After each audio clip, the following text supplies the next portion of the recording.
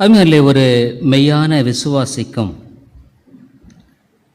ஆண்டவரை அறியாத மனிதனுக்கும் உள்ள வித்தியாசம் என்ன?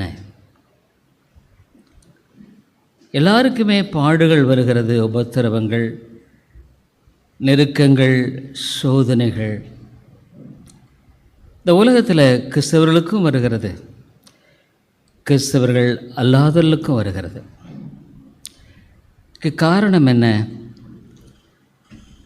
ஆண்டவர் வெகு தெளிவாய் ஆண்டோடைய வேதத்தில் நமக்கு சொல்லியிருக்கிறார்.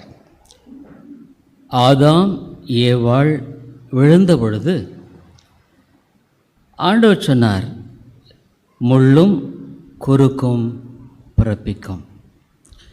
பாருங்க, ஆதியாகமம் புத்தகத்தில் மனிதன் அழகான ஏதேன் தோட்டத்தில் ஆண்டவரோடு உறவு கொண்ட ஒரு அருமையான வாழ்க்கையை கொண்டிருந்ததை சாத்தான் ஏற்க முடியவில்லை. சாத்தான் மனிதனை சோதித்த பொழுது இங்கே ஆண்டவர் மனிதனின் பேரில் அன்பை வெளிப்படுத்துகிறார். ஆனால் அதே சமயத்தில் மனிதன் கீழ்ப்படியாதது நிமித்தமாக அவன் அனுபவிக்க வேண்டிய கஷ்டங்களையும் ஆண்டவர் சொல்கிறார். மனிதனை ஆண்டவர் விட்டுடலை. அவன் விழுந்து போனான், உண்மைதான். ஆனால் ஆண்டவர் அவனை நேசிப்பது நிமித்தமாக அவனுக்கு இரட்சிப்பின் மார்க்கத்தை திட்டமிடுகிறார். அதாவது இரத்தம் சிந்ததில் இல்லாமல் பாவ மன்னிப்பு இல்லை. ஆகவே தான் ஒரு மிருகத்தை கொன்று அவனுக்கு ஆடையை, தோல் ஆடையை உடுத்து வைக்கிறார், நிர்வாணத்தை மறைக்கிறார். இது அவனுக்கென்று ஆண்டவர் திட்டமிட்டிருக்கிற இந்த ரட்சிப்பை வெளிப்படுத்துகிறதாக இருக்கிறது. ஆனால் அதே சமயத்தில் அவனுடைய வாழ்க்கையில் கீழ்ப்படியாமை நிமித்தமாக அனுபவிக்க வேண்டிய பாடுகள், வேதனைகள் ஆண்டவர் இங்கே ஏற்படுத்துகிறதையும் பார்க்கிறோம். ஆதியாகமம் 3வது அதிகாரத்தில் அந்த 14, 15வது வசனங்களெல்லாம் பார்க்கும் பொழுது சாத்தானை அவர் சபிக்கிறார். சாத்தானுக்கு கருவியாக இருந்த சர்ப்பத்தை சபிக்கிறார். 16வது வசனத்தில் அவர் ஸ்திரியை நோக்கி, நீ கர்ப்பவதியாக இருக்கும்போது உன் வேதனையை மிகவும் பெருக பண்ணுவேன். விழுந்து போன பொழுது பாவமில்லை, பாவம் இல்லாத இடத்துல வேதனை இல்லை. பாவம் இருக்கிற இடத்துல வேதனை உண்டு. ஆகவே ஆண்டவர் சொன்னார், உன்னுடைய வாழ்க்கை ஒரு வேதனைக்குரிய வாழ்க்கையாகவே இருக்கும். கர்ப்ப வேதனை என்பது மாத்திரமல்ல, ஸ்திரீகள் படுகிற பல வேதனைகளையும் அவர்கள் இந்த உலகத்தில் நியமிக்கப்பட்டிருக்கிற பாதையில் கடந்து போகிற அந்த வாழ்க்கையினுடைய பல வேதனைகளை குறித்து ஆண்டவர் இங்கு பேசுகிறதை நாம் பார்க்கிறோம். ஆண்டவர் வேதனையை பெருக பண்ணுவேன் என்று சொல்லுகிறார். பாருங்கள், அதாவது வேதனையை நீ அனுபவிப்பாய் என்று மாத்திரம் அல்ல, இட் வில் பி மல்டிப்ளைட். அது உன்னுடைய வாழ்க்கையில் மிகவும் பெருக பண்ணுவேன். I will greatly multiply thy sorrow. சரி, ஆணை பார்த்து அவர் சொன்னார், உன்னுடைய வாழ்க்கையில் நீ உன்னுடைய மனைவிக்கு செவி கொடுத்தபடியால் 17வது வசனத்தில் பூமி உன் நிமித்தம் சபிக்கப்பட்டிருக்கும். இந்த பூமி ஒரு மனிதன் நிமித்தமாக சபிக்கப்பட்ட ஒன்றாகவே இருக்கும். அதனுடைய பலனை கொடுப்பதில் நிச்சயமாக மாறுபாடு இருக்கும். இவ்வளோ தரம் இந்த மாதிரி வெயில், கொடுமை இதெல்லாம் நினைக்கிற இல்லைங்களா? ஆண்டவர் படைத்த அந்த முதல் உலகத்தில் ஆண்டவர் அவ்வளவு அழகான நேர்த்தியான காரியங்களை செய்து மனிதனை வைத்தார். ஆனால் கீழ்ப்படியாமல் போன பொழுது வேதம் சொல்லுகிறது, இந்த பூமி சபிக்கப்பட்டதாக இருக்கும். வெள்ளம், அழிவு, நாசம், மோசம் என்று பல காரியங்களானது இந்த உலகத்தில் காணப்படும் என்று ஆண்டவர் சொல்லுகிறதை பார்க்கிறோம். அது மாத்திரமல்ல, பூமி உன்னிமித்தம் சபிக்கப்பட்டிருக்கும். நீ உயிரோடு இருக்கும் நாளெல்லாம் வருத்தத்தோடே அதன் பலனை புசிப்பாய். எவ்வளோ நல்லா இருக்கும், ஆனால் உனக்கு வருத்தம் தான் இருக்கும், சஞ்சலம் இருக்கும். ஸ்திரீயை பார்த்து சொன்னார், உனக்கு வேதனை இருக்கும், சாரோ. அவன் மனுஷனை பார்த்து சொன்னார், உனக்கு வருத்தம், அதாவது ரொம்ப ரொம்ப வாழ்க்கையில் வேதனையான ஒரு வருத்தமான நாட்களாக உனக்கு இருக்கும். நீ உயிரோடு இருக்கும் நாளெல்லாம் அது உனக்கு இருக்கும். ஆகவே இந்த உலகத்தில் மனிதனுடைய வாழ்க்கை என்பது எங்கே பார்த்தாலும், எவ்வளோ பணம் இருந்தாலும் சரி, எவ்வளோ காரியங்கள் இருந்தாலும் சரி, அவனுக்குன்னு ஏதோ ஒரு பிரச்சனை, அவனுக்குன்னு ஏதோ ஒரு போராட்டம், அவனுக்குன்னு ஏதோ ஒரு குறை. குடும்பங்கள் இன்றைக்கு பல விதங்களில் நசுக்கப்படுவதை பார்க்கிறோம். திருப்தியின்மை, சமாதானமின்மை, போராட்டம், சஞ்சலம். இது இயற்கை மனிதனுடைய உண்மையான நிலையை நாம் பார்க்கிறோம். இதனுடைய பிரதிபலிப்பாகத்தான் நாம் நோவாவின் காலத்தில் இந்த பாவத்தின் பெருக்கம் என்பது மனிதனுடைய வாழ்க்கையில் அவனுடைய சிந்தனைகள் முதலாய் மோசமாய் போயிற்று. அவனுடைய செயல்பாடுகள் வருத்தத்துக்குரியதாய் மாறிற்று. அவன் வருத்தத்தோடு வாழ்கிறவனாகவே காணப்படுகிறான். இந்த ஒரு காரியத்தை தேவன் பார்க்கிறார். இங்கே ஆதியாகமம் புத்தகத்தில் 6வது அதிகாரத்தில் இங்கே நாம் பார்க்க முதல் குடும்பமே ஒரு தோல்வியான குடும்பமாய் போனது. ரொம்ப வருத்தத்துக்குரிய காரியம்.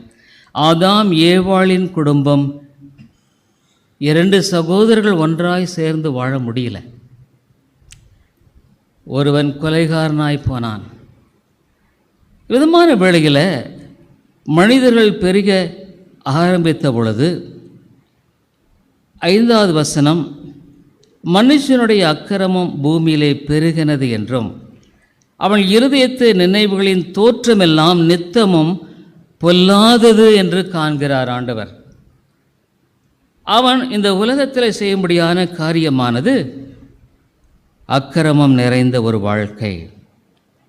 அவனுடைய வாழ்க்கையில் எண்ணங்கள் முதலாய் அவன் கரைபட்டு போனவனாகவே காணப்படுவான். இது எப்போ நடக்கிறது? இயேசு கிறிஸ்து வருவதற்கு 3000 ஆண்டுகளுக்கு மேலாக, ஏறக்குறைய 3000 3500 ஆண்டுகளுக்கு மேலாக முன்பாக நடந்த இந்த காரியம் இது. பொதுவாக இன்றைக்கு என்ன நினைக்கிறாங்க, ஒரு நூற்றாண்டு கழிந்த உடனே இந்த வேதம் ரொம்ப பழசாயிருச்சு, வேதத்தை நாம் மாற்ற வேண்டும். ஜெர்மனி என்ற ஒரு தேசத்தில் இந்த வேதத்தில் அங்கே குறை இங்கே குறை, ஹையரார்க்கின்னு சொன்னாங்க. ஆகவே மனிதனுடைய வாழ்க்கையானது வேதத்தோடு இணைந்து வாழுகிற ஒரு வாழ்க்கை முறையை ஐரோப்பா தேசத்தில் கொண்டிருந்த பொழுது தெய்வ பயம் இருந்தது, தேவ சமாதானம் இருந்தது, கர்த்தர் அவர்களை ஆசீர்வதித்தார், ஆண்டவருடைய பாதுகாப்பு அவர்களுக்கு இருந்தது. இன்றைக்கு இந்த தேவனுடைய வார்த்தையை அவர்கள் சந்தேகிக்க ஆரம்பித்தார்களோ, அன்றைக்கு வீழ்ச்சியானது ஆரம்பமானது. இந்த ஆண்டவருடைய வார்த்தையை சந்தேகிப்பது என்பது இன்றைக்கு நேற்று நடக்கிற ஒரு சம்பவம் அல்ல. ஆதாம் ஏவாள் வீழ்ந்ததுக்கு காரணம் என்ன? ஆண்டவர் சொன்ன வார்த்தையை அவர்கள் சந்தேகித்தார்கள். ஆண்டவர் நம்ம வச்சிருக்கார் கிறிஸ்தவருடைய வாழ்க்கையில். நான் இப்போ கேட்டேன், கிறிஸ்தவர்கள் அல்லாதவர்களுக்கும் கிறிஸ்தவர்களுக்கும் உள்ள என்ன வித்தியாசம், அந்த பாயிண்ட்டுக்கு நான் வர்றேன். இந்த பாயிண்ட்டுக்கு வர்றதுக்கு உரிய சில காரியங்களை உங்கள் மத்தியில் நான் விளக்கப்படுத்த விரும்புகிறேன். இந்த ஆதாம் ஏவாளை பார்த்து பிசாசு எப்படி ஆரம்பிக்கிறான் பாருங்கள். அந்த 3வது அதிகாரத்துக்கு வாங்க. இங்கே வரும் பொழுது அவன் முதலாவது எப்படி ஆரம்பிக்கிறான் பாருங்க. இங்கே அவன் ஆரம்பிக்கும் பொழுதே தேவனுடைய வார்த்தையை தான் அங்கே அட்டாக் பண்ணுறான். அங்கே 1வது வசனத்திலேயே தேவனாகிய கர்த்தர் உண்டாக்கின சகல காட்டு ஜீவன்களை பார்க்கலும் சர்ப்பமானது தந்திரம் உள்ளதாக இருந்தது. அது ஸ்திரீயை நோக்கி, நீங்கள் தோட்டத்தில் உள்ள சகல விருட்சங்களின் கனியையும் புசிக்க வேண்டாம் என்று தேவன் சொன்னது உண்டோ. அங்கே தான் ஆரம்பித்தான். ஆண்டவர் அப்படி சொன்னாரா? சகல விருட்சத்தின் கனிகளையும் நீங்கள் புசிக்க வேண்டாம்னு ஆண்டவர் சொன்னாரா? அதுமாதிரிலே பிசாசனுடைய ஒரு பயங்கரமான தந்திரம் என்னதுங்களா, இந்த வேதத்தை விட்டு உன்னை விலக்கி விடுவான். வேதம் என்ன? ஆண்டவருடைய வார்த்தை. ஆண்டவர் என்னோட பேசுகிறாரா? பேசுகிறார். எப்படி பேசுகிறார்? அந்த வேதத்தின் மூலம் பேசுகிறார். வேதத்தின் மூலம் எப்படி பேசுகிறாரு? நான் கண்ணை மூடி திடீர்னு ஜெபம் பண்ணி ஒரு பைபிள் வசனம் எடுத்து இல்லை. உனக்குள் ஆவியானவர் தம்முடைய ஆவியானுடைய உந்துதலின் மூலமாக பேசுகிறார். சில சமயங்களில் சில வசனங்களை நினைப்பூட்டுகிறார். பைபிள் என்ன சொல்லுது? பரிசுத்த ஆவியானவர் வரும் பொழுது அவர் உங்களை சகல சத்தியத்துக்குள்ளே வழி நடத்துவார். நான் சொன்னது அவர் நினைப்பூட்டுவார். ஆகவே நீங்கள் ஒரு ஜோசிய புக்கு மாதிரி பார்க்க வேண்டியது அவசியம் இல்லை. அப்போ இந்த ஆண்டுடைய வார்த்தையில் நீ எந்தளவுக்கு பரிச்சயமாக இருக்கிறாய், எந்தளவுக்கு இந்த ஆண்டுடைய வார்த்தை நமக்கு தெரியும், அந்த அளவுக்கு தான் ஆண்டவர் உன்னை வழி நடத்த கூடும்.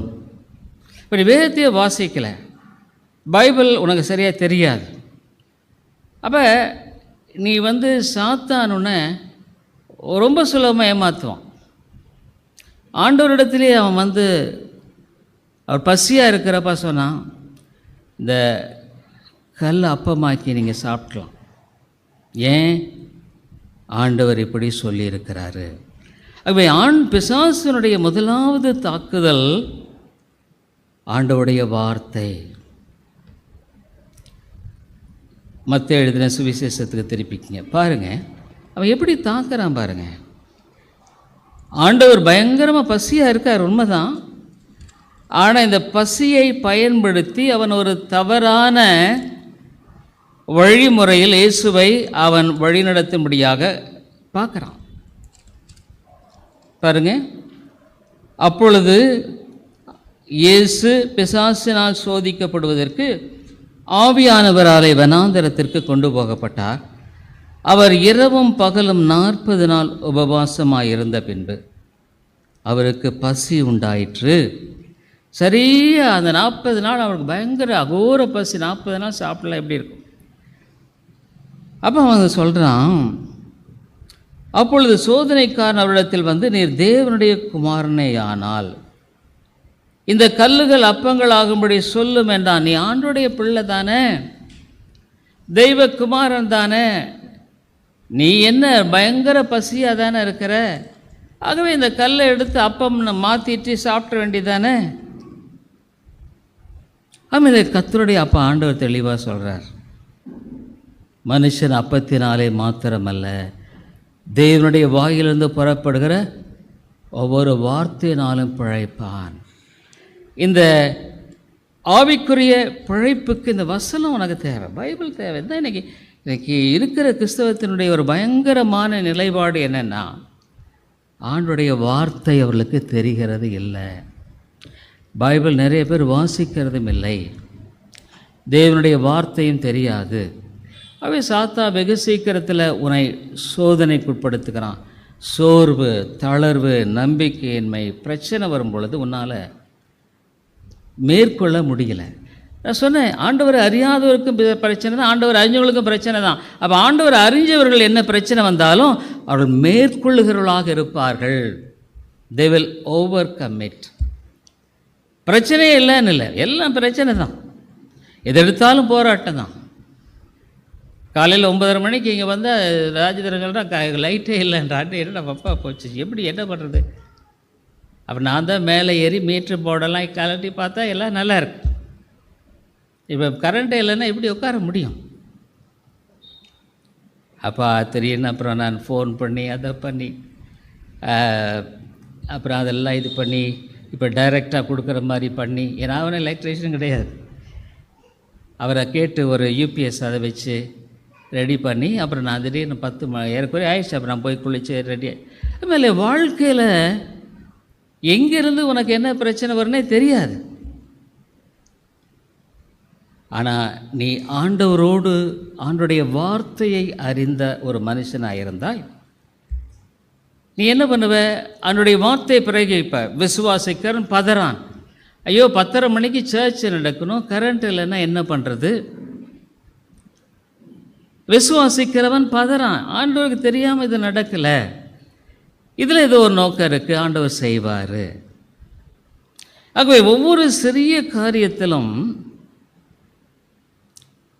ஒரு தேவனுடைய வசனத்தை அறிந்தவன் ஜெயமுள்ளவனாகவே இருப்பான். வெளிப்படுத்துகிற விஷயத்தில் அதான் பார்க்குறோம். அவனுடைய வார்த்தை இந்த நோவாவின் காலத்தில் ஆண்டுடைய வார்த்தையை நோவா பேசினாலும் அவர்கள் நம்பலை. அதனால தான் நீங்கள் ஆண்டுடைய வார்த்தையை படிக்கணுங்க. நம்ம இப்போது ஒரு வருஷமாக வேதத்தை கிரமமாய் படிக்கிறதை செய்கிறோம். எத்தனையோ பேர் படித்து கொண்டு இருக்கிறார்கள், பிரயோஜனமாக இருக்குது. உங்கள் வாழ்க்கையில் நீங்கள் ஆண்டுடைய வார்த்தைக்கு, ஏன்னா உங்கள் வாழ்க்கையில் ஆண்டுடைய வார்த்தை தெரியலன்னா உங்களை பிசாசு அப்படியே போட்டு குழப்பிடுவான், டென்ஷன் ஆயிடுவீங்க. ஏன் டென்ஷன் ஆகிறீங்க? ஆண்டுடைய வார்த்தையின் பேரில் நிற்கக்கூடிய அந்த ஒரு ஸ்திரத்தன்மை இல்லைன்னா நீ உடனே டென்ஷன் ஆயிடுவேன். ஏன் எனக்கு இப்படி, என்ன பிரச்சனை இதுன்னு. ஆனால் ஒரு மெய்யான தேவனுடைய பிள்ளை ஆண்டுடைய வார்த்தை அறிந்திருக்கிறவன் டென்ஷன் ஆக வேண்டிய அவசியம் இல்லை, என்ன பிரச்சனை வந்தாலும். ஆகவே தேவனுடைய வார்த்தையை கொண்டு தான் பிசாசு நம்மை வீழ்த்துவான். நீ ஆண்டவருடைய வார்த்தை உனக்கு தெரியலன்னா அவன் எப்படி உன்னை தாக்குவான்னா, நீ ஆண்டவரை நம்பி என்ன பிரயோஜனம்? உனக்கு தானே கஷ்டம், உனக்கு தானே பிரச்சனை. உன்னுடைய வாழ்க்கையில் பாரு, அவங்க நல்லா இருக்காங்க, இவங்க நல்லா, ஆண்டவரே விசுவாசிக்காக நல்லா இருக்கிறாங்க, அவங்க நல்லா தான் இருப்பாங்க. பொதுவான கிருபையில் ஆண்டவர் அவர்களுக்கு நன்மை செய்கிறார்னு வேதம் சொல்லுது. அவர் ஒரு சிருஷ்டிகராக ஒரு ஆண்டவரே நாத்திகனுக்கு கூட ஆண்டவர் நல்லது தான் செய்கிறார், அவர் நல்லவர். ஆனால் உன்னுடைய வாழ்க்கையில் நீ என்ன பண்ணுவ? உன்னுடைய வாழ்க்கையில் ஒரு எதிர்பார்ப்பு நடக்கலை, ஆனால் உடனே நீ சோர்ந்து விடுவாய். ஆனால் ஆண்டுடைய வார்த்தையை நீ அறிந்திருந்தா ஆண்டவர் ஆளுகை செய்கிறார், அவருடைய திட்டம் இல்லாமல் இது நடக்கலை. ஒரு அடைக்கலான் குருவியும் அவருடைய சித்தம் இல்லாமல் கீழே விழாதுன்னு ஆண்டவர் சொல்லுவாங்க. தலையில் முடியெல்லாம் என்ன பட்டிருக்கிறது? பயப்படாத. அப்போ நீ ஆண்டுடைய பிள்ளை ஆண்டுடைய வார்த்தையை சார்ந்திருந்தா நீ என்ன பண்ணுவ? உடனே ஆண்டுடைய வார்த்தையை நீ பிரயோகிப்பாய். சாத்தான் உனக்கு அவன் சொல்லுகிற அந்த வேலைகளை நீ உடனே சொல்லுவான், என் தேவன் சகலத்தையும் நன்மைக்கு எதுவாக நடத்துகிறார். எனக்கு ஏன் என்ன புரியல?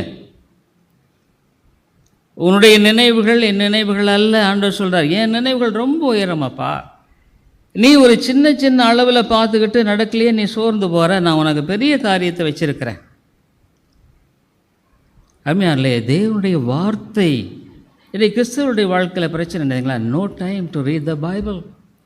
வேதத்தை படிக்க நேரம் இல்லை, வேத சத்தியத்தை. ஆகவே மேற்கத்திய நாடில் இங்கெல்லாம், அங்கே ஜெர்மனியில் இந்த வார்த்தை தப்புன்னா நிறைய பேர் இதோ பாரு அங்கே தப்பு இங்கே தப்பு. அமெரிக்கா, இங்கிலாந்து, எல்லா நாடுகள், ஐரோப்பாவில் வரும்பொழுது அந்த நேரத்தில் டார்வின்ற ஒரு மனுஷன்,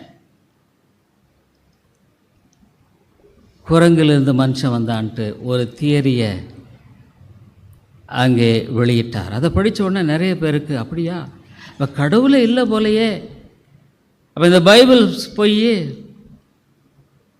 அப்போது இந்த வேதத்தின் பேரில் சார்ந்து வாழுகிற அந்த விசுவாசம் அவனில் போயிடுச்சு, அற்று போயிடுச்சு. ஆகவே அவனுடைய வாழ்க்கையில் என்ன ஆச்சுன்னா, அவனுடைய வார்த்தையை சார்ந்து இல்லாததுனால இன்றைக்கி மேற்கத்திய நாடுகளில் பார்த்தீங்கன்னா படுமோசமாக வாழ்ந்துட்டுருக்காங்க. நிறைய சர்ச்சஸ் எல்லாம் மூடிட்டுருக்காங்க. முஸ்லீம்ஸ் வாங்கி சர்ச்சை மசூதியாக மாற்றுறாங்க, ஹிந்துஸ் வாங்கி இந்து கோயிலாக மாற்றுறாங்க, கிறிஸ்டியன்ஸ் வித்துக்கிட்டு இருக்கிறாங்க சர்ச்சை. இல்லை, மனுஷகுமார் வரும்பொழுது பூமியில் விசுவாசத்தை காண்பாரோ. 3000 ஆண்டுகளுக்கு முன்பாக நடைபெற்ற நிகழ்ச்சி இயேசுவுக்கு 3000 ஆண்டு. இப்போ நமக்கு சொன்னால் ஏற்கனவே 5000 ஆண்டுகளுக்கு மேலாக முன்பாக நடந்த ஒரு நிகழ்ச்சி. ஆனால் இயேசு நோவாவை பற்றி பேசுகிறார். இயேசு நோவாவின் காரியத்தை எடுத்து பேசுகிறார், ஜனங்களை எச்சரிக்கிறார். எப்படி எச்சரிக்கிறாரு? இங்கே வருவோம். இங்கே புதிய ஏற்பாட்டில் ஆண்டவர் நோவாவை குறித்து பேசுகிறார். இல்லை, அதெல்லாம் ரொம்ப பழசாயிருச்சு, அதை நம்ப முடியாது அப்படின்னு ஆண்டவர் சொல்கிறாரு. இல்லை, பாருங்கள், மத்தேயு எழுதின சுவிசேஷம் 24வது அதிகாரத்தை ஆண்டவராக இயேசு கிறிஸ்துவே இந்த ஆண்டோடைய வார்த்தையை சார்ந்து தான் வாழ்ந்தார். இதுதான் நமக்கு முன்மாதிரி. அருமையாலே, உன் வாழ்க்கையில் ஆண்டோடைய வார்த்தையை சார்ந்து வாழலைன்னா நீ நிச்சயமாய் தோற்று போன ஒரு மனிதனாகத்தான் வாழுவாய். உன் வாழ்க்கையில் சந்தோஷம் இருக்காது, சமாதானம் இருக்காது, விடுதலை இருக்காது, குழம்புவ, சண்டை வரும், பிரச்சனை வரும், எல்லாம் உனக்கு வரும். டென்ஷன் ஆவ, பிள்ளைகளோட டென்ஷன் ஆவ. ஏன்? இதுதான் உனக்கு விசுவாசத்தை தரும்படியாக ஆண்டவர் கொடுத்திருக்கிற காரியம். இதனை புறக்கணிக்கிறையே. அப்போ நீ என்ன பண்ணணும்? கிரமமாய் வேதத்தை வாசிக்கணும். இப்போ பைபிள் ரீடிங் வாசிக்கிறோம், ஒரு நாளைக்கு 3 சாப்டர்ஸ். இப்போ எனக்கே அது படிக்கும் பொழுது எத்தனையோ காரியங்கள் படிக்க உதவியாக இருக்கிறது. தாவீதின் வாழ்க்கையெல்லாம் பார்க்கும் பொழுது எவ்வளோ பெரிய பாடம், எவ்வளோ பெரிய ஒரு தேவ மனுஷன் பாருங்கள். ஆனால் ஆண்டவர் அவனை பாவத்தில் விழுந்த உடனே அவனை குறித்து ஆண்டவர் பேசுகிற காரியங்கள் எல்லாம் பார்க்கும் பொழுது அருமையாலே, பாவம் தாங்க. பாவத்துக்கு நீ நியாயப்படுத்தக்கூடிய காரியம் இல்லை. பாவத்தை பாவம் என்று ஒத்துக்கொள், ஆண்டவரிடத்தில் போ, தாழ்த்து ஜெபி, ஆண்டவர் உனக்கு விடுதலை கொடுப்பார். நிறைய பேர் தாங்கள் செய்கிறதை நியாயப்படுத்த பார்ப்பாங்க, அது தப்பு. பாவத்திற்குரிய பரிகாரத்தை ஆண்டவர் வைத்திருக்கிறார். உன்னை நீ ஆராய்ந்து பார்க்கணும். இப்போ நான் ஆண்டவருடைய பிள்ளையா, அவருடைய பிள்ளையா நான் வாழ்கிறேன்னா? நீங்களும் நானும் எப்படி வாழணும் தெரியுங்களா? பூமிக்கு உப்பாக இருக்கணுங்க. ஆண்டவர் என்ன சொல்கிறார்? நீங்கள் பூமிக்கு உப்பாக இருக்கிறீர்கள். அதாவது இந்த உலகமே கிறிஸ்தவர்கள் மூலமாக ஆசீர்வதிக்கப்பட வேண்டும். பூமிக்கு வெளிச்சமாக இருக்கிறீர்கள். அப்போ வாழ்க்கை இந்த உலகத்தில் எவ்வளோ ஒரு பெரிய ஆசீர்வாதமாக இருக்கணும் இல்லை? ஒரு தேவ மனுஷன் எவ்வளோ பெரிய ஆசீர்வாதம். ஆத்துமாக்களை ஆதாயம் பண்ணணும், ஆத்துமாக்களை சம்பாதிக்கணும். உன்னுடைய வாழ்க்கையில் ஆண்டவருக்குள்ளாக வாழுகிற ஒரு வாழ்க்கை. ஆகவே உன்னுடைய வாழ்க்கையில் முதலாவது தேவனுடைய வார்த்தையை நீ புறக்கணிக்கும் பொழுது நிச்சயமாக தோல்விதான். சந்தோஷம் இருக்காது, சமாதானம் இருக்காது, குழப்பம் வரும், பிரச்சனை வரும், சோர்வு வரும், தளர்வு வரும். எப்படி ஆண்டவருடைய பிள்ளைகள் மாத்திரம் ஒரு சீராக அவங்க ஓட முடியுது? அவளுக்கு போராட்டம் இல்லையா? பிரச்சனை இல்லையா? நெருக்கம் இல்லையா? கண்டிப்பாக இருக்குது, அதிகமாக இருக்குது. ஒரு மனுஷன் ஊழியம் செய்வானா அவனுக்கு அதிக பிரச்சனை. அதிக ஆக்கினை அடைவோம் என்று அநேகர் போதகராகாதிருப்பீர்களாகன்னு வேதம் சொல்லுது. ஒரு ஊழியனுக்கு பிசாசு ரொம்ப தாக்குதல் இருக்குது. ஆனால் அதன் மத்தியில் ஆண்டோடைய வார்த்தை சார்ந்து வாழ்கிறவனாக இருப்பதினால் அவன் மேற்கொள்ளுகிறவனாக காணப்படுகிறான். ஆண்டவர் 3000 வருஷத்துக்கு முன்னால் நோவா இருந்தாரோ இல்லையோ அப்படின்னா சொன்னார். ஏசு என்ன சொன்னார்? மத்தேயு எழுதின சுவிசேஷத்துக்கு வாங்க, 24வது அதிகாரம், மத்தேயு 24, 38, 39. யாராவது வாசிங்க. மத்தேயு 24வது அதிகாரம். வாசிங்க வாங்க.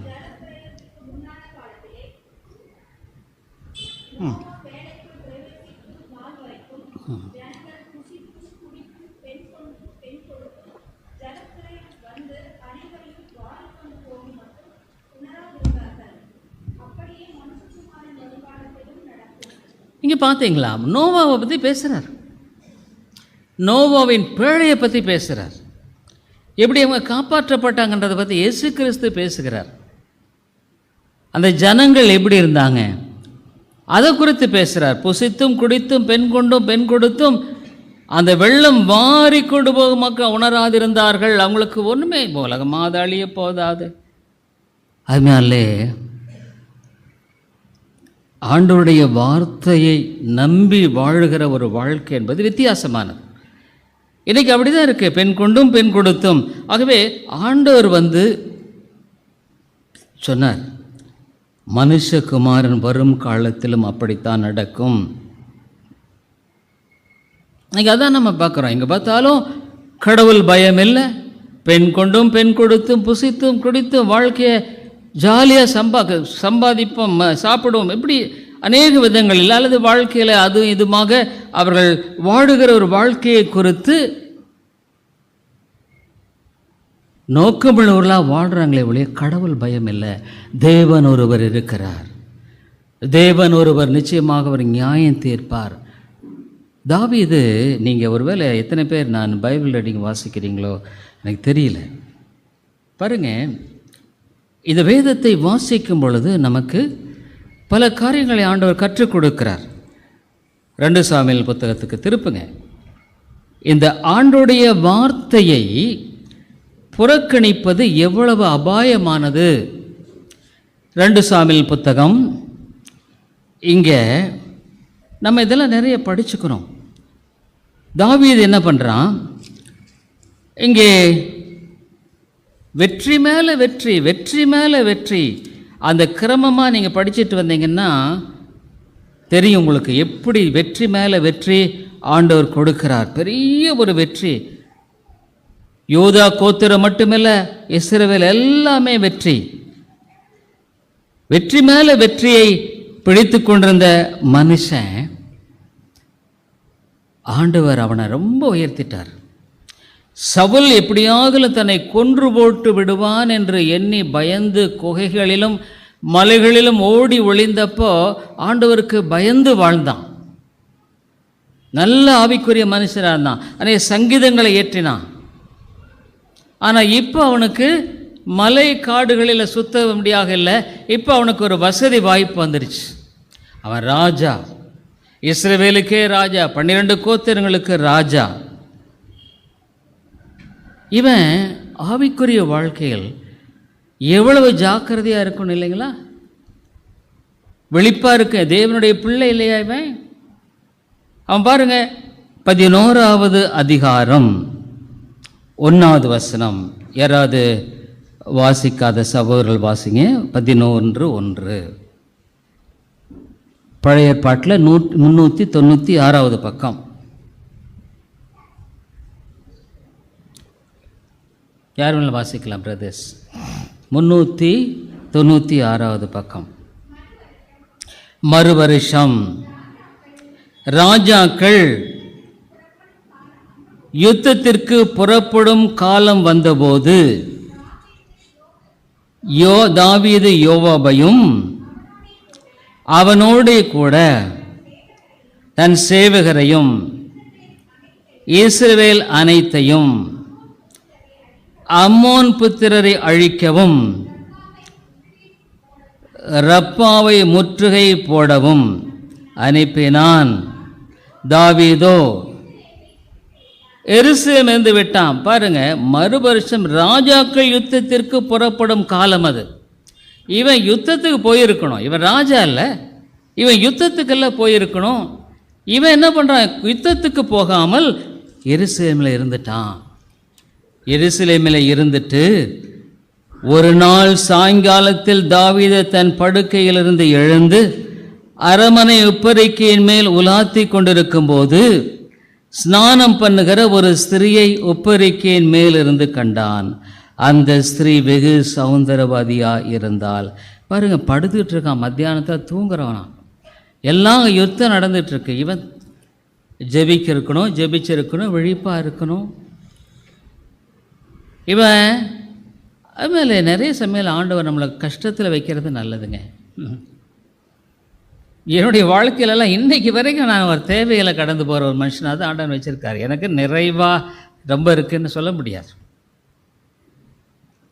ஒவ்வொரு சூழ்நிலையிலும் தேவையை ஒன்றொட்டு ஒன்று அது ஏதாவது பண்ணி நான் செய்ய வேண்டிய சூழ்நிலை வச்சு அது நல்லது. எனக்கு நல்லது. ஏன்னா ரொம்ப இருந்தால் ஆண்டவர் நம்ம நினைக்க மாட்டோம். அதுதான் பிரச்சனையே. தாவீது சாயங்காலத்தில் தூங்கலாங்களா? படுக்கையிலையா சாயந்தரத்தில் இருக்க வேண்டிய இடமா அது? ஒரு ஆவிக்குரிய மனுஷன் எவ்வளவாக அங்கே யுத்தத்தில் நடந்துட்டு இருக்கும்போது அங்கே போகல, அதுக்காக ஜபமாக பண்ணிகிட்டு இருக்கானா? இல்லை, அங்கே மேலே அங்கே உலாத்தி கொண்டிருக்கிறான், ரொம்ப ஜாலியாக வரான். அப்போது அவருடைய கண்களுக்கு ஒரு ஸ்திரீயானவள் படுகிறாள், அவள் அழகானவள். உடனே என்ன பண்ணுறான்? 3வது வசனத்தில், அப்பொழுது தாவீது அந்த ஸ்திரீ யார் என்று விசாரிக்க ஆள் அனுப்பினான். உடனே பாருங்க, இவன் ஒரு ராஜா, அவங்ககிட்ட அதிகாரம் இருக்குதுல்ல. ஆமாம், அவன் ராஜா, அவன் சொன்னதெல்லாம் செய்வாங்க. பட்ட பகலில் ஒரு தேவ பயம் இல்லாமல் செய்கிறான் பாருங்க, அவன் பண்ணுறதை பாருங்கள். ஆமாலே ஒரு தேவனை விட்டு விலகிற மனுஷன் எந்த நிலைக்கு வேணாலும் போவான். அது எந்த நிலைக்கு வேணாலும் போகலாம். ஒரு பெரிய நல்ல ஊழியர், அவர் பரிசுத்தத்தை பற்றியே பிரசங்கம் பண்ணிகிட்டு இருந்தார். அவ்வளோ அருமையான பிரசங்கி. ஆனால் ஹோட்டலில் அவருடைய செக்ரட்டரி, அவருக்கு உதவியாக இருந்த ஒரு வாலிப பெண்ணோடு பாவம் செய்த பொழுது கையும் மெய்மா பிடிபட்டுட்டார். பெரிய ஒரு பிரசங்கி, தமிழ்நாட்டில் போய் செத்துட்டார். நல்ல ஒரு மனுஷன். அது தனியாக நான் போய் சந்திச்சிருக்கிறேன் அவரை. அவ்வளவு, ஏன்னா என்னுடைய ஆரம்ப நாட்களில் அவருடைய சத்தியம் அவ்வளோ பிரயோஜனமாக எனக்கு இருந்திருக்குது. ஆனால் எப்படியோ இந்த காரியத்தில் அதனால பயங்கரமான ஒரு பாவம் இது. இவன் போய் அங்கே மேலே உலாத்து அங்கே ஒரு ஸ்திரியை பார்த்த உடனே அந்த பெண் யாருன்னு விசாரிக்கிறான்.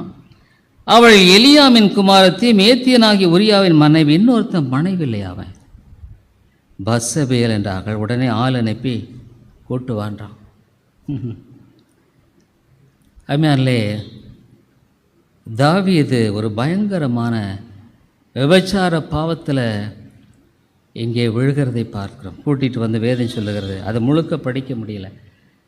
பட்ட பகலில் எல்லாத்துக்கும் தெரிய அவன் பாவம் செய்கிறாங்க. பட்டம் பகலில் எல்லாத்துக்கும் தெரிய பாவம் செய்து அவளை அனுப்பி விடுகிறான். அதோடு நின்னல, அவன் பாருங்க தந்திரமாக செய்கிறான். அவன் புருஷன் யுத்தத்தில் இருக்கிறான், உரியா. சரி, என்னால் தான் அப்போ அவனுக்கு செய்தி வருது, நான் கர்ப்பமாயிட்டேன்னு அந்த பெண்ணானவள் செய்தி அனுப்புகிறாள். ஐயோ, இது என்ன பெரிய பிரச்சனை ஆகிப்போச்சு. அப்போ அது மனம் திரும்பல அவங்கள, ஆண்டவரே நான் செஞ்சது தப்புன்னு. இல்லை, மனுஷன் இருதயம் கடினம் மட்டும் ஆயிடுச்சுன்னா அவனை ஒன்றுமே பண்ண முடியாது. அப்போ அடுத்தது என்ன பண்ணனா, அவனை கொண்டு அவனை நல்லா குடிக்க வைக்கிறான், வெறிக்க வைக்கிறான். உன் வீட்டுக்கு போப்பா நான் கட்டாயப்படுத்துகிறான். அவன் சொல்கிறான், என்னுடைய எஜமான் என்னுடைய போர்ச்சவர்களெல்லாம் அங்கே வெட்டாவளியில் இருக்கிறாங்க, நான் மட்டும் என் வீட்டுக்கு போவேன். நான் ஒரு உண்மையாக அவன் இருக்கிறான் பாருங்கள். இந்த சிப்பாயி அவன் அவ்வளோ உண்மையாக இருக்கிறான். வீட்டுக்கு போக மாட்டேன்ட்டானுங்க. தாவீதை குடிக்க வைக்கிறான். அதை படித்து பாருங்கள், நம்ம நேரம் இல்லை, குடிக்க வைக்கிறான். அப்போ அவன் போக மாட்டேன்னோட அவன் கையிலேயே எழுதி ஒரு லெட்டர், இவனை பெலிஸ்தர் நல்ல பலவானாக போயிடுறாங்க பாருங்கள், அந்த இடத்துக்கு முன்னால் நிறுத்திடுங்க, இவனை ஆளை காலி பண்ணிட்டாங்க. என்ன ஒரு கொலைபாதகன், ஒரு விபச்சாரக்காரனானா ஒரு கொலைபாதகனாக மாறினான். அதே மாதிரி அவனை கொண்டு போய் நிறுத்தி கொண்டுட்டானுங்க. கொண்டுட்ட உடனே அந்த ஸ்திரியை தனக்கென்று தன் மனைவி ஆக்கி கொண்டான். பாவத்தின் மேலே பாவம் வரையாலே தெய்வ பயம் இல்லாத ஒரு உலகங்க இது. தெய்வ பயம் இல்லாத ஒரு உலகம். இந்த பாவம் அப்பாவி உரியா உண்மையிலவனாக இருக்கிறான். இன்னொருத்தர மனைவி அவன் கொஞ்சம் யோசிக்க மாட்டானா? இவனுக்கு அந்த ஒரு பேசிக் அறிவு இல்லையா? அதுமாதிரி பிசாசு உன் மனசை குருடாக்கிட்டா உன்னுடைய வாழ்க்கையில் ஆவிக்குரிய பிரகாரமாக உணர செய்வது ரொம்ப கஷ்டங்க. அப்போ ஆண்டவர் நாத்தானை அனுப்பி அவனிடத்தில் சொல்கிறார், நீ இப்படி பண்ணிட்டியே. அப்போது ஆண்டவர் அவனை பார்த்து, நாத்தான் 12வது வசனத்தில், நீ பட்டம் பகலை நீ செஞ்சல, நான் உனக்கு என்ன செய்ய போகிறேன்னு பார்த்துக்க. நான் என்ன செய்ய போகிறேன் பாரு. பதவி இருந்தது, அதிகாரம் இருந்தது, பணம் இருந்தது, உன்னால் முடிஞ்சது, பெண்ணை அழைச்ச, பாவம் செஞ்சு அனுப்பிச்ச, எல்லாம் பண்ணினேன். ஆனால் இப்போ நான் என்ன பண்ணுறேன்னு பாரு. அதனால தெய்வ பயம் வேணுங்க. இன்னைக்கு உனக்கு பலம் இருக்குது, இன்னைக்கு என்னால் முடியும்னுட்டு நீ ஆண்டவரை அலட்சியப்படுத்தினா ரொம்ப ஆபத்துங்க. தெய்வ பயம் நமக்கு இருக்கணுங்க. ஆண்டவரை கனப்படுத்தணுங்க. அந்த பயம் இல்லைன்னா அவன் வாழ்க்கையில் ஆண்டவர் ஒருவர் பார்த்து கொண்டிருக்கிறார், மறந்துடக்கூடாது. அப்போது நாத்தான் வேல் அவனை பார்த்து சொன்னார். என்ன சொன்னார்னா, நாத்தான் வேலை அனுப்புகிறார். அனுப்பிச்சப்போ, நான் உனக்கு என்ன பண்ணுறேன் பாரு.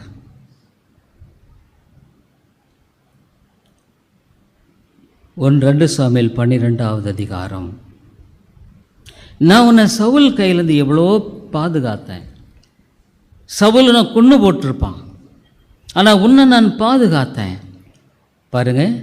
7. அப்பொழுது நாத்தான் தாவீதை நோக்கி, நீயே அந்த மனுஷன், இஸ்ரவேலின் தேவனாகிய கர்த்தர் சொல்லுகிறது என்னவென்றால், இப்போ கேட்டுக்க, ஆண்டவர் பேசுகிறார்.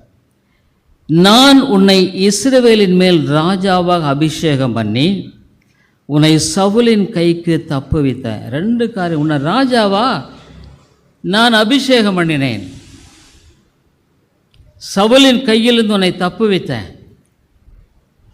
நீ ஆடுகளின் பின்னால் ஓடிக்கொண்டத ஒரு மந்தை மேய்ப்பந்தாப்பா. நீ மறந்துட்டியா? ஆடுகளை மேய்த்து கொண்ட ஒரு ஆட்டு இடையந்தான் தாவீது.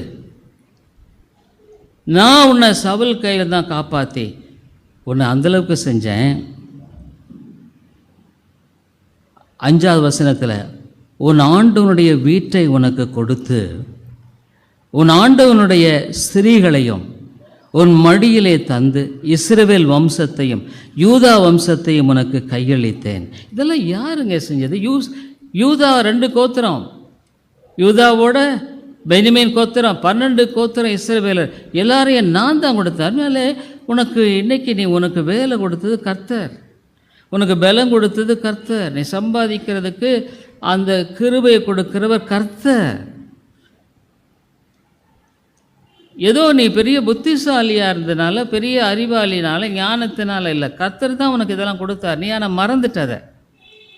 இப்போ ஆண்டவரை நீ மறந்துட்ட, தேவனை கனப்படுத்த மறந்துட்ட. உனக்கு நேரம் இல்லை ஜெபம் பண்ணுறதுக்கு, வேதத்தை வாசிக்க உனக்கு நேரம் இல்லைன்னு சொல்கிற. ரைட், இப்படியெல்லாம் நான் செஞ்சேன். 9வது வசனத்தில், நீ இன்னும் உனக்கு வேண்டியதை தருவேன், அது போதாது இருந்தால் தந்திருப்பேன். நீ ஏன்பா போய் இப்படி பாவம் செஞ்ச? வேணும்னா உனக்கு நான் ஆண்டவரே இன்னைக்கு இன்னும் கொடுத்துருப்பேன், நீ போய் என் பாவம் செஞ்ச. கர்த்தருடைய பார்வைக்கு பொல்லாப்பான இந்த காரியத்தை செய்து அவருடைய வார்த்தையை நீ அசட்டை பண்ணினது என்ன? எதை அசட்டை பண்ணினாரு? அவனுடைய வார்த்தையை அசட்டை பண்ணிட்டான். தேவனை பைபிள் வாசிக்காமல் வாழ்கிறதே உன் வாழ்க்கையில் பெரிய பாவங்க. நீ செய்கிறத பாவத்திலெல்லாம் பெரிய பாவம் இந்த வேதத்தையே வாசிக்காதது தான். உனக்கு நேரம் இல்லைங்கிற, ஆனால் உனக்கு அந்த பலத்தை கொடுத்தது யார்? உனக்கு அந்த கிருபை கொடுத்தது யார்? நீ போகும்பொழுதும் வரும்பொழுது நீ பாதுகாக்கிற யார்? இதெல்லாம் ஆண்டவர் தான் கொடுத்தாருங்க, உன் பலத்தினால அல்ல. அதை நீ மறந்துடுற. ஐயோ, ஆண்டோடைய சமூகத்தை தேடணுமே. ஆகவே நீ சீக்கிரமாக உன்னுடைய வாழ்க்கையில் சோர்ந்து போகிற, தளர்ந்து போகிற, வெற்றி இல்லை, விடுதலை இல்லை. அது உன்னுடைய வாழ்க்கையில் பிள்ளைகள் மேலே கோபம், பொண்டாட்டி மேலே கோபம், பொண்டாட்டிக்கு புருஷன் மேலே கோபம், சண்டை, ஏதாவது ஒரு பிரச்சனையில் சண்டை வருது. கர்த்தருடைய பார்வைக்கு பொல்லாப்பான இந்த காரியத்தை செய்து அவருடைய வார்த்தையை நீ அசட்டை பண்ணினது என்ன? ஏத்தியனாகிய உரியாவை நீ பட்டயத்தால் மடிவித்து அவன் மனைவி உனக்கு மனைவியாக எடுத்துக்கொண்டு அவனை அம்மோன் புத்திரின் பட்டயத்தாலே கொன்று போட்டாய். ஆண்டவர் தெரியாத என்ன? ஏப்பா, அந்த உரியாவை நீ சாகடிச்சிட்ட பட்டயத்தினால, அவன் மனைவி எடுத்துக்கிட்ட. 10வது வசனம், இப்போதும் நீ என்னை அசட்டை பண்ணிட்ட. நீ ஆண்டவருக்கும்னா அந்த மக்கள் முன்னால் சாட்சியாக இருந்திருக்கணும். ஆண்டோடைய பிள்ளை நீ நன்றியா ஆட்டுக்கு பின்னால் ஓடி இருந்த உன் ஆண்டை உயர்த்தி நீ என்ன நன்றியாக வாழ்ந்திருக்கணும். நீ மமதையாய் பெருமையாயிட்ட. இப்போ நான் சொல்கிறது நான் செய்கிறது கேளுன்னுவார். பன்மையாலே ஆண்டவர் ரொம்ப பொறுமையாக செயல்படுகிறார். தாவீது மனம் திரும்ப 1 வருஷம் ஆச்சுன்னு சொல்லி அந்த கேப் சொல்கிறாங்க. பாவம் செஞ்சு 1 வருஷமாகவே கடினமாகவே வாழ்ந்தான்னு சொல்லப்படுகிறது. இப்போதும் நீ என்னை அசட்டை பண்ணி 10வது வசனம், ஏத்தியனாகிய உரியாவின் மனைவியே உனக்கு மனைவியாக எடுத்துக்கொண்டபடியினால் அவனை கொண்டுட்டு அவளை எடுத்துட்ட உன் மனைவியா, பட்டயம் என்றைக்கும் உன் வீட்டை விட்டு விலகாதுட்டார். Sword will never depart. அப்படி தாங்க நடந்தது. பின்னால் வாசிச்சு பாருங்க. தாவீதுடைய குடும்பம் சின்னவண்ணமாச்சுங்க, சின்னவண்ணமாயிடுச்சு. அவன் வாழ்க்கைய ஸ்டோரியை முடிஞ்சிருச்சுங்க. அவனுடைய மகன் சாலமோன் அதை விட பயங்கரமான பெண் பித்து பிடிச்சவனா போயிட்டான். அவன் சொந்த பையன், அவனுக்கு பல மனைவிகள், இன்னொரு தங்கை அவளை சிஸ்டர் அவகிட்ட போய் கற்பழிக்கிறான். என்னங்க இதெல்லாம்? ஒரு தேவ குடும்பத்தில் நடக்கிறதா இது? ஏங்க இன்னைக்கு கிறிஸ்துவ குடும்பத்தில் பயங்கரமான காரியங்களை நீங்கள் கேள்விப்படுறீங்க? காரணம் துணிகரமாக ஆண்டவருக்கு பயப்படாத காரியம்தான். நீ எதை விதைக்கிறது அதை அறுத்தே ஆகணும், தெரிஞ்சுக்கோ. ஆண்டவர் சொல்லாரு, பட்டயம் உன்னை விட்டு போகாது.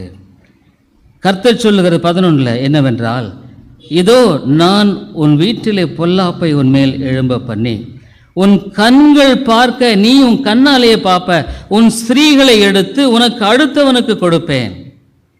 நீ இன்னொருத்த மனைவி எடுத்து செஞ்சல, அதே மாதிரி உன்னுடைய குடும்பத்தில் இருக்கிற பெண்களை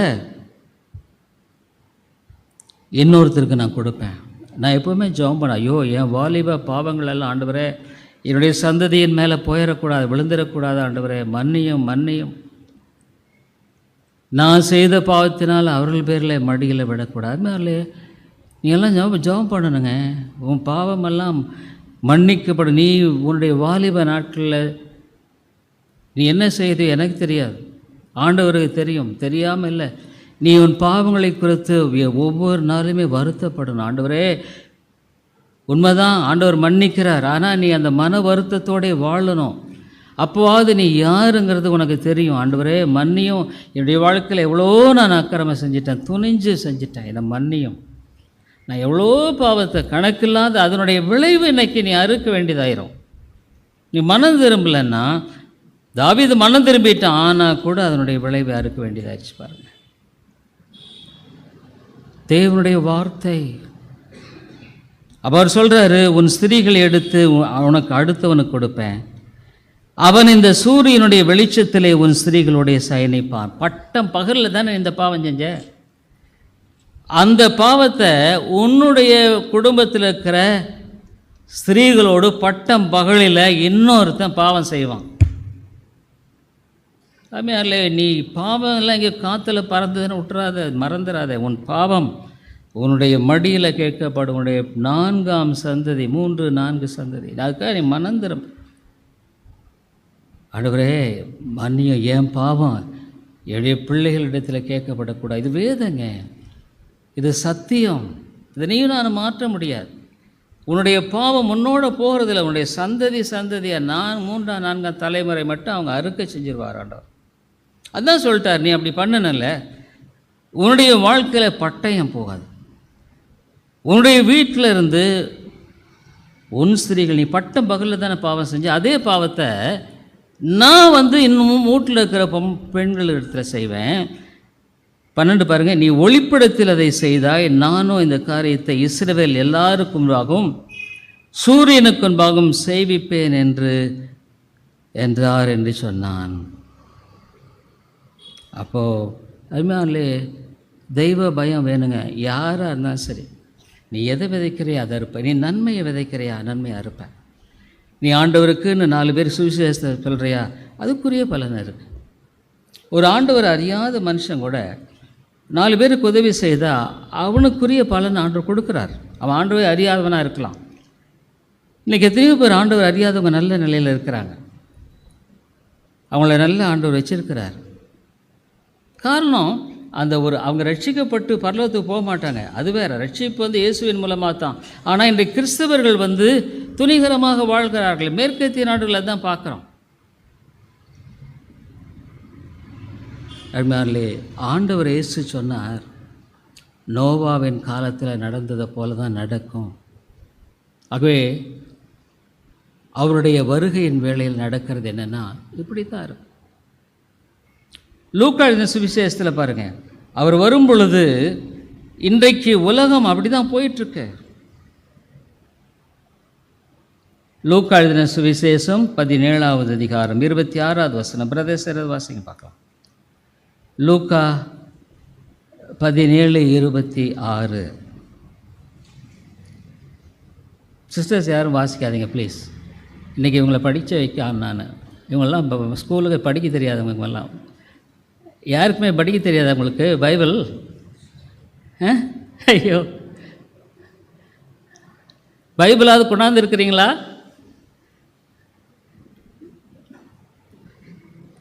யாராவது ஒருத்தர் வாசிங்க. யார் முதல்ல வாசிக்கிறாங்க பைபிள் பார்க்கலாம்.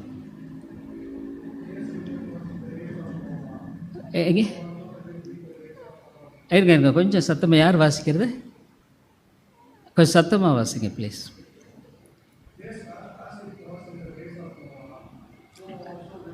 இது இங்கிலீஷில் வேணாம், இந்த தமிழில் பாடி தமிழில் படிங்க பார்க்கலாம். நோவாவின் நாட்களில் நடந்தது போல மனுஷகுமாரனுடைய நாட்களிலும் நடக்கும். வாசிங்க தொடர்ந்து. 27 வாசிங்க பாபு. நோவா பேழைக்குள் பிரவேசித்த நாள் வரைக்கும்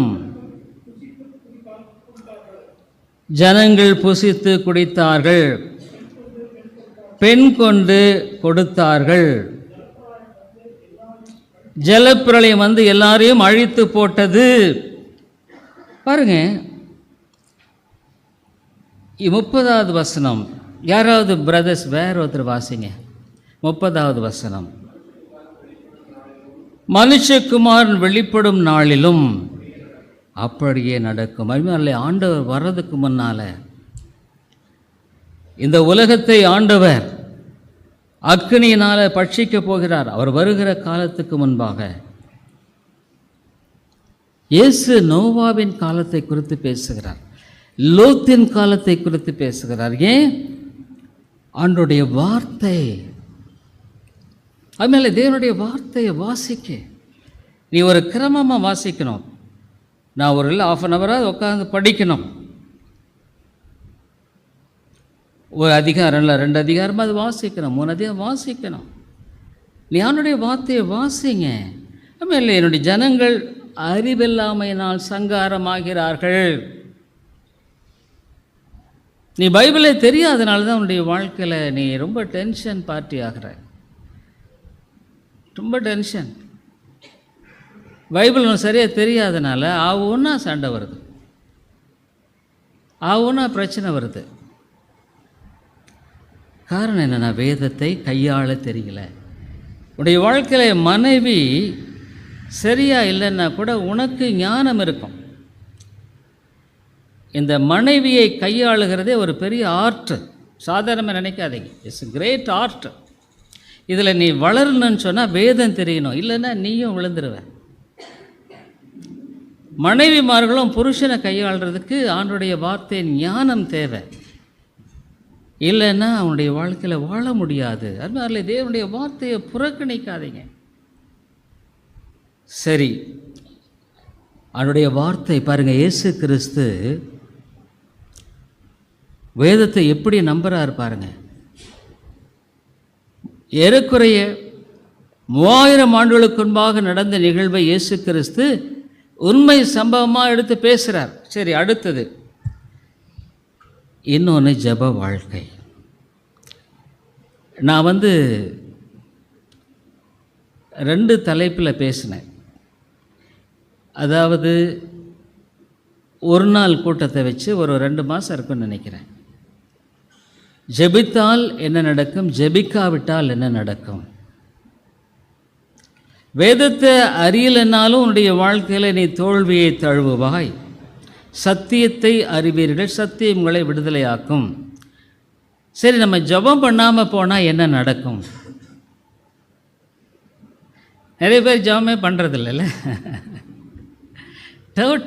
நோ டைம் சார். என்ன சார் இதெல்லாம் சொல்லிட்டுருக்கீங்க? No time. என்னையா நீ பெரிய என்னமோ வெட்டி முறிக்கிற மாதிரி உனக்கு ஐ ஹவ் நோ டைம். என்ன நீ டைம் இல்லை உனக்கு? உன்னை படுக்கையில் போட்டு எலும்பு வச்சா உனக்கு டைம் இருக்கும் இல்லை? 10 நாள் காய்ச்சலை போட்டால் ஹாஸ்பிட்டலில் போய் அட்மிட் ஆயிடுவேன். நீ அதனாலே உன்னுடைய வாழ்க்கையில் ஜாக்கிரதையாயிரு. ரொம்ப ஜாக்கிரதையாக இருக்க வேண்டியது அவசியம். தேவனுக்கு பயப்பட வாழணும். சரி, ஜெபிக்காவிட்டால் என்ன நடக்கும்? உங்களுடைய வேத அறிவை நான் அந்த 2 மாதத்துக்கு முன்னால் நான் பிரசங்கம் பண்ணினேன். உங்களுடைய வேத அறிவு என்ன நடக்கும்? ஜெயவீர் நீங்கள் சொல்லுங்கள், என்ன நடக்கும்? பாவம் வாசற்படியில் படுத்திருக்கும். சரியான இது உண்மைதான். வேறு ஏதாவது ஆன்சர் சொல்லுங்கள் பார்க்கலாம். தப்பாக இருந்தால் ஒன்றும் கவலைப்படாதீங்க. எல்லாம் உங்களுக்கு என்ன, நீங்கள் உண்மைதான். பாவம் ஜெபம் பண்ணால் வாசப்படியில் படுத்துட்ருக்கோம். டப்புன்னு உள்ள வந்துடுவான். வீட்டில் எல்லாம் சண்டை எப்படி வருதுன்னு நீங்கள் நினைக்கிறீங்க? நல்லா தான் போயிட்டுருக்கோம். திடீர்னு பார்த்தா 2 பேருக்கும் கிளாஷ் ஆகிட்டோம். அது எப்படி?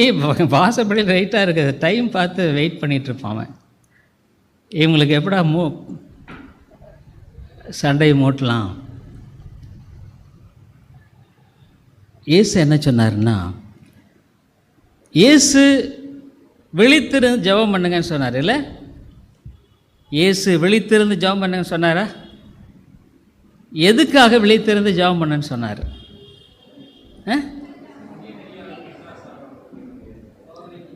சோதனைக்குட்படாதபடிக்கே விழித்திருந்து ஜெபம் பண்ண. அப்போ நீ ஜெபம் பண்ணலாம், சோதனையில் விழுந்துருவ. சோர்ந்து போகாமல் எப்பொழுதும் ஜெபம் பண்ண. ஜெபம் பண்ணலைன்னா நம்ம சோதனையில் விழுந்துடும். அதுதான் பிரச்சனைங்க. ஏன் இன்றைய வாழ்க்கையில் ஒரு ஸ்டெடி கிறிஸ்டியன் லைஃப் இல்லை? ஏன் ஒரு ஸ்திரமான ஆவிக்குரிய வாழ்க்கையில் ஒரு நேரம் ரொம்ப உற்சாகமாக இருக்குது, ஒரு நேரம் பார்த்தா ரொம்ப டல்லாக இருக்குது. உணர்வுகள் மாறும். இப்போ நான் ஒரே ஸ்டெடியாக இல்லை, ஆனால் நான் அதை பார்க்குறதில்ல. ஆகவே தான் நீ ஜெபம் பண்ணலைன்னா தெரிஞ்சுக்கோ, எங்கேயாவது ஒரு இடத்துல நீ சோதனையில் விழுந்துருவ. அது என்ன சோதனை வேண்டாலுமா இருக்கலாம். அதுமாதிரி சோதனைக்கு உட்படாதபடிக்கு விழித்திருந்து ஜெபம் பண்ணு. நீ ஜெபம் பண்ணலாம், சோதனையில் விழுந்துருவ. சீஷர்கள் அதுதான் ஆண்டவர் என்னாச்சு, ஆண்டவர் ஜெபம் பண்ணிகிட்டு இருக்காரு, இவங்க தூங்கிட்டு இருக்கிறாங்க. எல்லாம் வந்த உடனே அவன் பறந்தடிச்சு ஓட ஆரம்பிச்சிட்டான். அதுமாதிரி ஜெபம் பண்ணாமல் நீ சோதனையை மேற்கொள்ள முடியாது. சின்ன சோதனை வரும், பெரிய சோதனை வரும், பிரச்சனை வரும், போராட்டம் வரும். அந்த ஆண்டோடைய மேல் அந்த விசுவாசம் இருக்காது. விசுவாசம் இருக்காது. விசுவாசிக்கிறவன் பதறான். நீ என்ன பண்ணுவ? ஜெபம் பண்ணலைன்னா உன்னுடைய வாழ்க்கையில் பாவம் வாசற்படியில் படுத்து. உண்மைதாங்க அது. உன்னை தாக்கும் பொழுது உன்னால் ஒன்றும் பண்ண முடியாது. தாவீது பாருங்க, அவ்வளோ பெரிய மனுஷன், இவன் போய் எப்படி விழுந்துட்டானா? ரொம்ப ஆச்சரியமாக இருக்குதுங்க. தாவீதை போல ஒரு தேவ மனுஷனா, சொல்லப்போனால் ஆண்டவருடைய இருதயத்துக்கு ஏற்ற மனுஷன், அப்படி போயிட்டானுங்க. ஆಮೇಲೆ ஜெபித்து விழித்திருந்து ஜெபம் பண்ணு. உன் பலவீனம் எதுன்னு உனக்கு தெரியும். நீ எந்த இடத்துல பலவீனமாகிற, உன் குடும்பத்தில் எந்த இடத்துல பிரச்சனை வருது. பணம்னு வரும்போது பிரச்சனை வரலாம், அல்லது ஒரு சிலருடைய வீட்டில் பார்த்தீங்கன்னா ஒரு குடும்பத்தை குறித்த பிரச்சனை, உன் வீட்டு என் வீடு, அல்லது ஏதோ ஒரு விதத்தில் பிரச்சனை வரும். உங்களுக்கு சண்டை வரும்படியான காரியத்தை நீங்கள் பார்த்தீங்கன்னா பெரும்பாலும் ஏதாவது ஒரு காரியமாக இருக்கலாம். நீங்கள் விழித்திருந்து ஜெபம் பண்ண, ஆண்டவரே இந்த காரியம் எங்களை ரொம்ப சமாதானத்தை எடுத்துருது, எங்களுக்குள்ளே சண்டை வந்துடுது. பிள்ளைகள் பார்க்கும்பொழுது சில சமயங்களில் பெற்றோர்கள் சண்டை போடுறது ரொம்ப கஷ்டங்க. உண்மையாலுமே சொல்கிறேன். உன் பிள்ளைகள் உன்னை பார்த்து கொண்டு இருக்கும் பொழுது ஒரு கணவனும் மனைவியும் ஒரு தாயும் தாப்பனும் சண்டை போட்டால் எத்தனையோ குடும்பங்களில் பெற்றோர்கள் சண்டை போடுறது பிள்ளைகள் அழுகிறாங்க. அப்போ ஒரு நல்ல கிறிஸ்தவ குடும்பத்தை உன்னுடைய வாழ்க்கையில் நீ கட்டும்படியாக தேவன் உன்னை ஏற்படுத்தி இருக்கிறார். ஆகவே உன்னுடைய வாழ்க்கையில் குடும்ப ஜெபம் தேவை. ஒருவேளை முடியலன்னா எப்பவும் கம்ப்ளீட்டாக விட்டுறாதீங்க, கூடி ஜெபிங்க. ஆண்டவரே இந்த குடும்பத்தை காத்துக்கொள்ளும், வேலி அடைத்து பாதுகாத்து கொள்ளும். யோபனுடைய குடும்பத்தை நம்ம பார்க்குறோம். உங்கள் பிள்ளைகளுக்கு அருமையாக சொல்கிறேங்க, நீங்கள் ஆண்டவரை கொடுத்துட்டீங்கன்னா அவங்க வாழ்க்கை ஆண்டவர் அழகாக கட்டுவார், தேவன் அழகாக கட்டுவார். தேவனுக்கு பயந்து வாழுவோம், ஜெபிப்போம், விழித்திருந்து ஜெபம் பண்ணுங்க. ஆகவே ஆண்டவருடைய வருகைக்கு முன்பாக நோவாவின் காலத்தை போல காலங்கள் கொடிதாக இருக்கும். நோவாவின் காலத்தை போல கொடிய காலங்களில் நாம் வாழ்கிறவர்களாக இருப்போம். ஜெபிப்போம், வேதத்தை வாசிப்போம். அப்போ உங்கள் வாழ்க்கையில் வெற்றியாய் வாழுவீங்க. ஆண்டு உங்கள் வாழ்க்கையில் எவ்வளோ அழகாக காரியத்தை செய்கிறாரு. ஒருவேளை எதிரடையாய் காணப்படுகிற ஒரு காரியமாகவே இருக்கும். அப்போ திடீர்னு பார்த்து ஆண்டவர் ஒரு வழியை திறப்பார். அதுதான் சரியான வழியாக இருக்கும். உன் வழிகள் என் வழிகள் அல்ல. அதுமாதிரி ஆண்டவரை சார்ந்து வாழ கற்றுக்கொள்வோம். தேவனுடைய வார்த்தையை கனப்படுத்துவோம். ஏன்னா அவருடைய வருகையின் நாட்களில் ரெண்டும் புறக்கணிக்கப்படும். அவனுடைய வார்த்தைக்கு முக்கியத்துவம் போயிடும். இன்றைக்கி சபைகளில் பாருங்கள், ஒரே கதையான கதை தான் பேசுகிறாங்களே, வேறுடைய வார்த்தையிலிருந்து எடுத்து பேசுவதை விட்டுட்டாங்க. என் காலையில் சில செய்திகளை கேட்டு பார்த்தேன். அதுமாதிரி உன்னுடைய வாழ்க்கையில் தேவனுடைய வார்த்தை, இந்த சீர்திருத்த நம்ம சேலம் குரூப்பில் வாட்ஸ்அப் சீர்திருத்த சபை என்றால் என்னன்றதை ஒரு வீடியோ நான் போடுறேன், படித்து பாருங்கள். சீர்திருத்த சபைன்னா என்ன? அது நான் ஒரு சமீபத்தில் நான் பார்த்தேன், நிறைய பேர் பார்த்துருக்காங்க. அது சீர்திருத்த சபைன்னா என்ன? கர்த்தருடைய வசனத்தை சார்ந்து வாழுகிற ஒரு வாழ்க்கை முறை. அது தேவனை சார்ந்து வாழ வேண்டும். ஜெபிப்போம்.